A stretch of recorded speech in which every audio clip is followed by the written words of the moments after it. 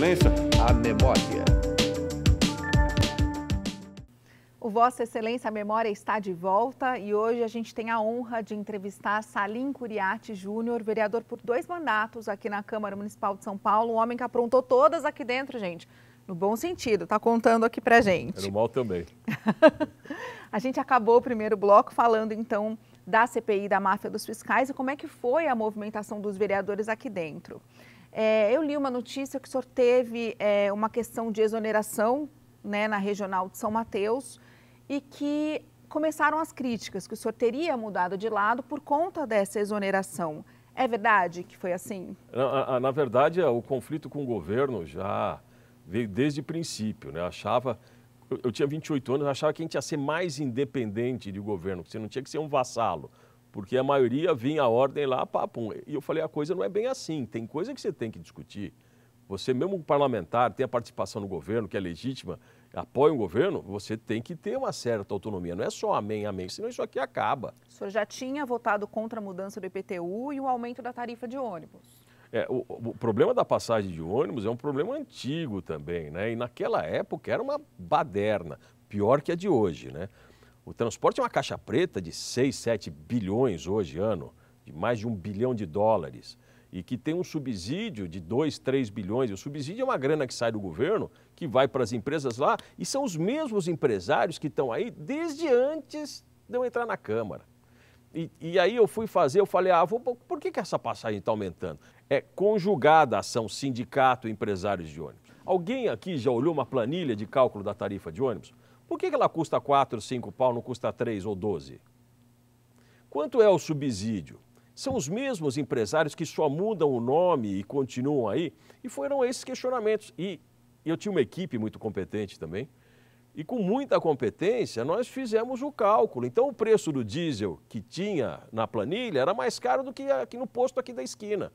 Sendo que as empresas têm a distribuição direta, os seus tanques, preço de pneu, de peça, número de cobrador, era tudo mentira na planilha de ônibus. E eu sentei a porrada, e fui sentar a porrada num sistema que hoje movimenta 1, 2 bilhões de dólares por ano. Por isso que eu falei que era doido mais um pouco. Não se faz isso, é difícil. E quando você vê, contra o governo veio também, tudo né? pra Saindo cima. do partido do prefeito. Isso dava muito, e é um mote muito importante, né? Em cima. E que me deu popularidade na época, mas deu uma inimizade muito poderosa. Muita dor de cabeça também, verdade. Nós vamos chegar lá. Quando aconteceu essa exoneração de São Mateus, a retirada, né, tirou, politicamente a gente pode dizer que tirou a Regional de São Mateus do controle do senhor? Eu não tinha um controle, né? Mesmo porque São Mateus era uma administração regional que era de madeira. Ela praticamente não existia ali. São Mateus era um bairro largado. Depois as outras gestões, e o PT teve esse mérito, deu mais importância em cima de alguns bairros periféricos, como São Mateus, que é um bairro tremendamente importante, que tem uma geração de comércio incrível, né? E que tinha uma regional de madeira ao pé da letra, né? E tirou o controle. Eu não lembro quem estava lá na época, mas você fazia muita política, né?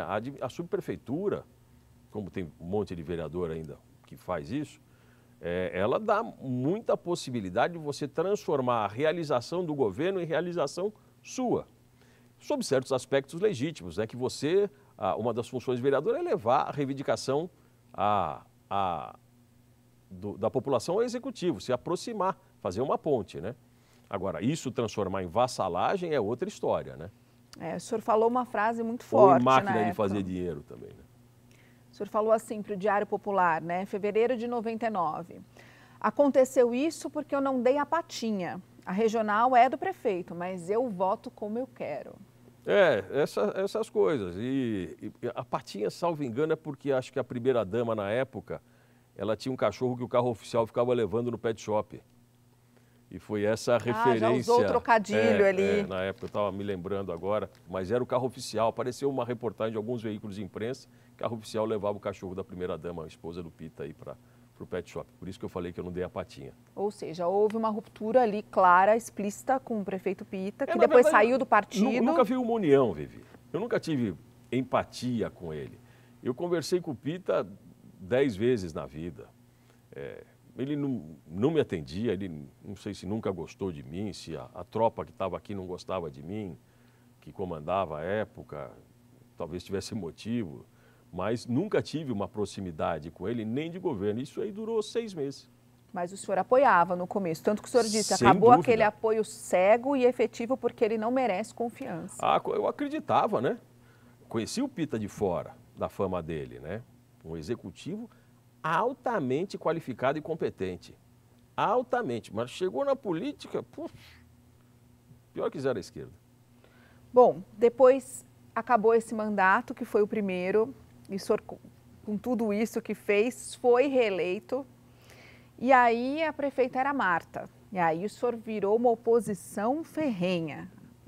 Como é que foi? Na verdade, eu nunca tinha me unido ao PT em alguma outra plataforma, né? É que o PT entrou aqui, mas já se transformou de uma forma maluca. Pô, o primeiro ato da Marta aqui foi fazer um contrato complementar de coleta de entulho. Quer dizer, ela ditou numa canetada o contrato do lixo. Teve uma CPI do lixo também, né? Chegou a ter. Ou uma tentativa de... Pode ser tentativa. E ela pegou, eram 20 e tantos contratos espalhados aí por empresa que tinha uma porta de garagem em Santos. E pegou um contrato de 20 e 30 milhões de coleta complementar, falando não é para recolher entulho da cidade. Esse foi o primeiro ato da prefeita. E depois vieram com essa mentalidade de alta carga tributária, de ferrar comércio, de ferrar o cidadão, o direito à propriedade e tal. Isso já desde o princípio se mostrando. E aquela honestidade pregada que os trouxe ao poder através da divulgação da CPI da máfia dos fiscais, tanto que o Zé Eduardo teve 200 mil votos, o discurso deles era muito vazio. E foi o que o senhor fez aquele dia na tribuna. Exatamente. Aí você começa a ver a situação.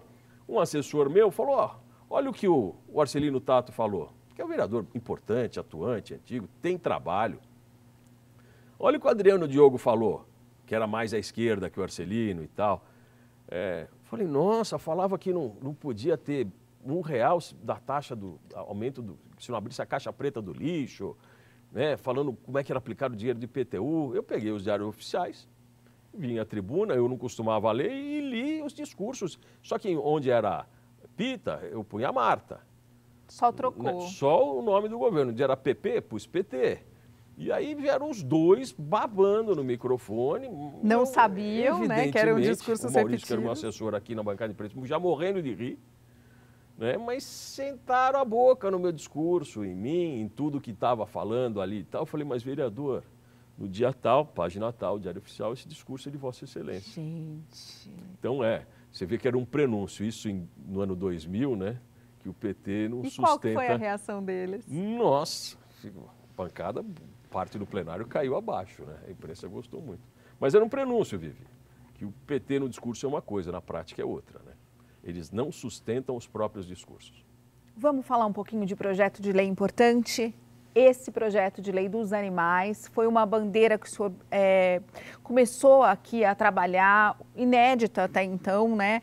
E a melhor proposta, eu vi também uma entrevista que o senhor disse, eu tenho muito orgulho dessa proposta, que é a que proíbe o sacrifício de animais com métodos que causam sofrimento. Como é que foi defender isso? Como é que surgiu essa proposta? Surgiu de relação com alguma das entidades, eu não me lembro se era...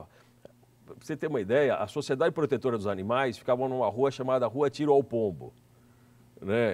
É um fato jocoso e curioso, foi uma das propostas que a gente fez de alteração do nome de rua. E eu acho que nessa relação a gente foi ver...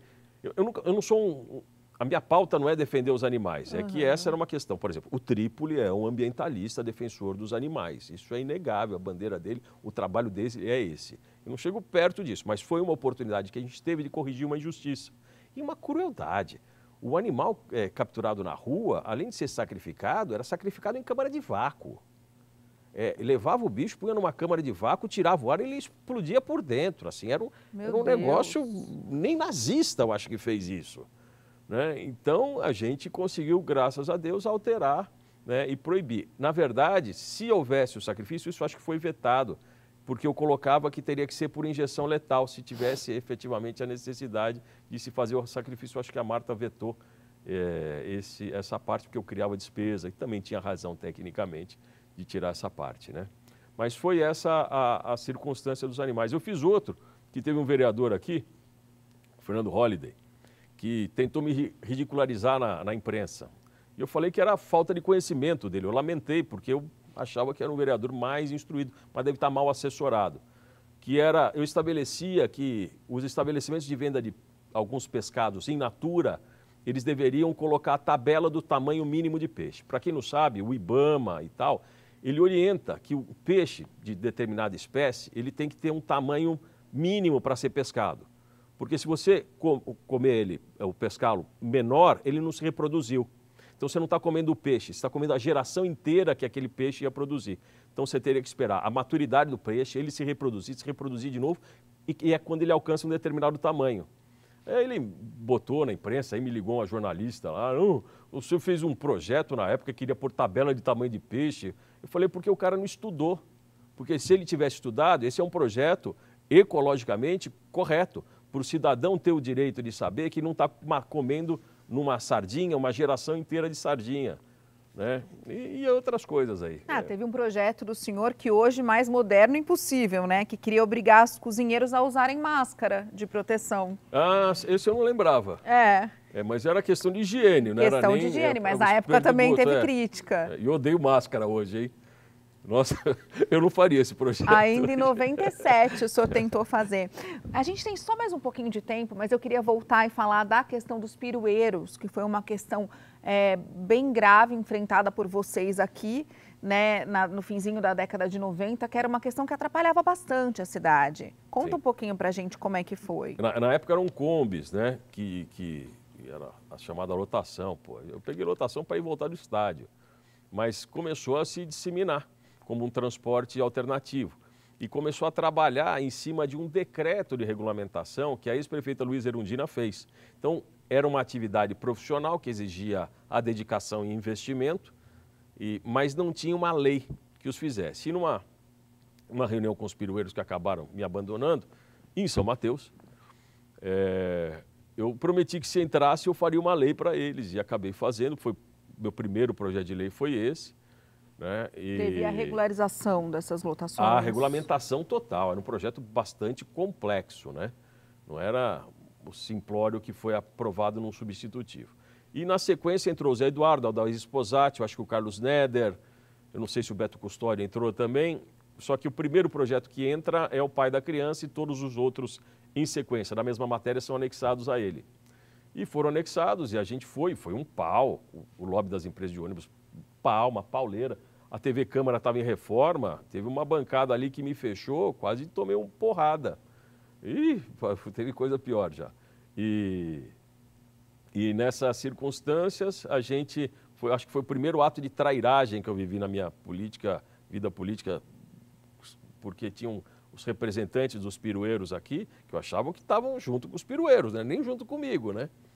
E subiram numa sala da presidência com meia dúzia de vereadores e assinaram um acordo para fazer um substitutivo ao projeto que destruiu o projeto, punha 1.300, 1.500 vagas de perua e dane-se, ao Deus dará. Né? Até depois surgiram essas cooperativas aí e tal, mas esse foi outro grande confronto que eu tive com o Poder Executivo, que não queria de qualquer forma, queria que a gente tirasse o projeto a qualquer custo. Vereador, tudo isso que aconteceu, o senhor se arrepende de alguma coisa? Nossa, não é que a gente arrepende, a gente amadurece, né? A gente cresce, não tem... Seu pai chega, não põe um palitinho na tomada, não põe, você vai pôr, você toma choque. Eu tenho um filho de 23, um de 21 anos, né? A gente sabe como é que é. É dono do mundo, da realidade. Eu entrei aqui muito jovem. Eu acho que eu fui contundente demais em alguns aspectos, fui complacente demais em outros. Né? E hoje eu tenho 54 anos, a maturidade, a experiência, a vivência, a experiência de, como eu estava te contando, que Maquiavel ensina, né? Quem está no cume vê melhor o vale, quem está no vale vê melhor o topo da montanha. Né? E você ter essa oportunidade hoje, é evidente. Eu não creio que alguém que alcance a minha idade e 20, 30 anos depois vá fazer as mesmas coisas. Não, a contundência no aspecto do ônibus seria outra, por exemplo, e a complacência em algumas outras situações também seria outra. Muitíssimo obrigada pela sua presença aqui nesse plenário, recordando essas histórias, esses episódios que marcaram a história da Câmara. Não, eu que agradeço, uma honra estar aqui. Volte sempre. Desse instrumento importantíssimo da democracia que vocês fazem com tremenda competência aqui. É uma honra para mim. Muito obrigado. Muito obrigada. E é isso, Vossa Excelência, a memória fica por aqui. Muito obrigada pela sua audiência. Até a semana que vem. Tchau.